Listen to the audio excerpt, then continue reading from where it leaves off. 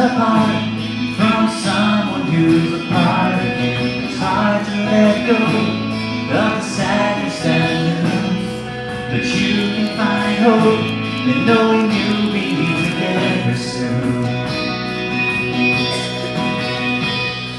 You lost a loved one, and it cuts like a knife. In the moment they were gone, death is a part of life.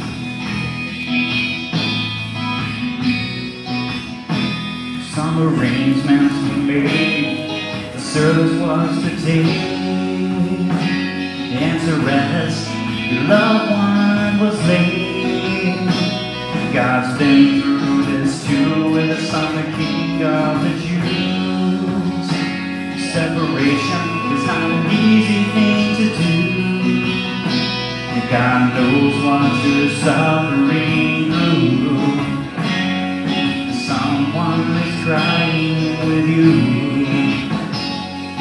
Someone is crying with you.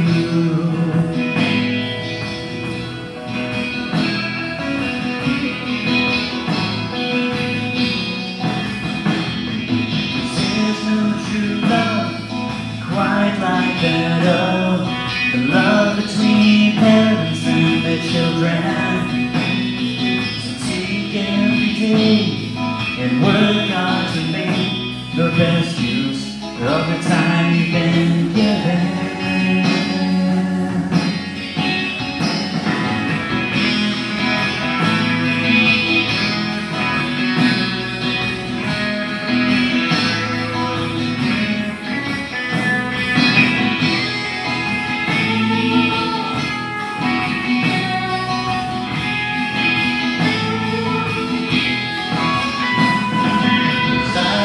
Your heart has been broken in two.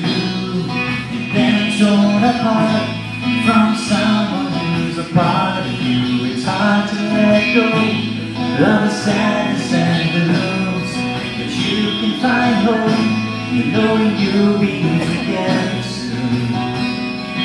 Someone is crying with you. You'll be together soon. But until then, someone is crying with you.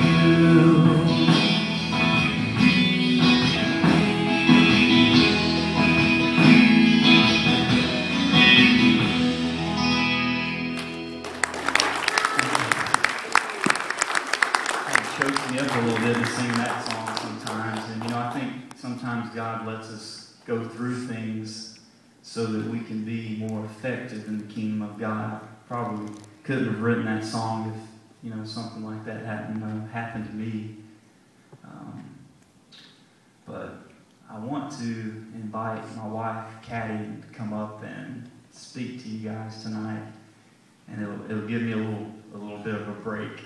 But she's wonderful. Like I said, we've been married 4 years. We just celebrated that 4-year anniversary. I'm just going to take a seat for a few minutes and let her share with you what God has laid on her heart. We're so glad to be here. It's a blessing, this place has been a place of blessing for us and all its wonderful people. We are passionate about God, about this wonderful book. This is a treasure. And if you don't read it enough, you are missing a lot. And this is what we want to share. As Kevin was sharing, some of his music is inspired in David. His name is Kevin David. And this is a wonderful man. And the good news is that he was a man just like you and me, with a lot of mistakes and some huge too. And you read the Bible and see what he went through, you say, gosh, this guy really messed it up. And he did sometimes, but that's us, people with a lot of mistakes. And I want to invite you tonight to be a David, and I'm not saying be like David, because he had a lot of mistakes, as I just said, but he had a heart, and that's the good news. God sees through all the things that are surrounding us, and he seeks into our heart, and he sees how you feel, and everything in the most deep. He can see through all the stuff going around your life, and he understands you. He's not judging you. He's loving on you, and he loves you so much that he separated from his son. And I think that we always think about Jesus and how hard, we just went through Holy Week and we saw him in the cross again, and we get, thinking about how hard it was for him. But I imagine as a parent how hard it was for God to turn the back on him and let him die the way he did. I mean, he could have just sent fire from heaven and just destroy all his enemies. But he restrained in his powerful hand because he loved you and he loved me and he wanted us in his kingdom. When you get to know God as the Father he is, and it doesn't matter if you've been Christian since you were born and you read the Bible every day, this is such a wonderful book. It doesn't matter that you read Psalm 23 1,000 times. If you read it now, it's going to talk again in a different way, because this is life. Jesus is the life. Jesus is the truth. Jesus is the way.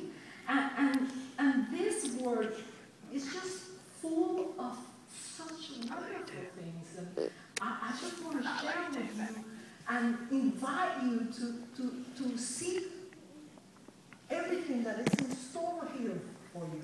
If you would know everything is here, you wouldn't stop reading this book. You will put the computer away. You will put your phone away for a little bit and start seeking. This is an inheritance. You can't inherit from Uncle Joe if you don't go to the attorney's office and sit and sign the papers and read what Uncle Joe left you. Well, same thing here. Sometimes we're sick. Sometimes we're have problems, and the answer is here. And we don't know it. If you don't know it, how can you have it? So I want to ask you if you want to be a worshiper. David was a worshiper. God is seeking for you. And I would like to read in John 4:23 and let you read with me, that says, "Yet a time is coming and has now come when the true worshipers will worship the Father in spirit and truth, for they are the kind of worshiper that the Father seeks." How many are interested? How many want to be a worshiper? How many of you want to be a worshiper? He says that he's looking for worshipers in spirit and in truth. What does that mean? Let's go to verse 24. God is spirit, and his worshipers must worship him in spirit and in truth. It doesn't mean come here and sing some songs on Sunday and go back home and forget about it. It's about becoming a song to the Lord. Let's become people who are a whole worship to the Lord. People will find something different in you and ask you, and why is this lady always smiling? It's not a smile because I don't have problems. It's just because the joy of the Lord is in me. I know what this says, and I believe it. So many people go, "Oh, I'm sick. Oh, yeah, my mother, my uncle, I have this and that. Oh, of course, I have diabetes. My grandmother, my this, my that, I don't care who in the family has what disease. This book tells me that by his stripes I was healed. I'm not going to receive the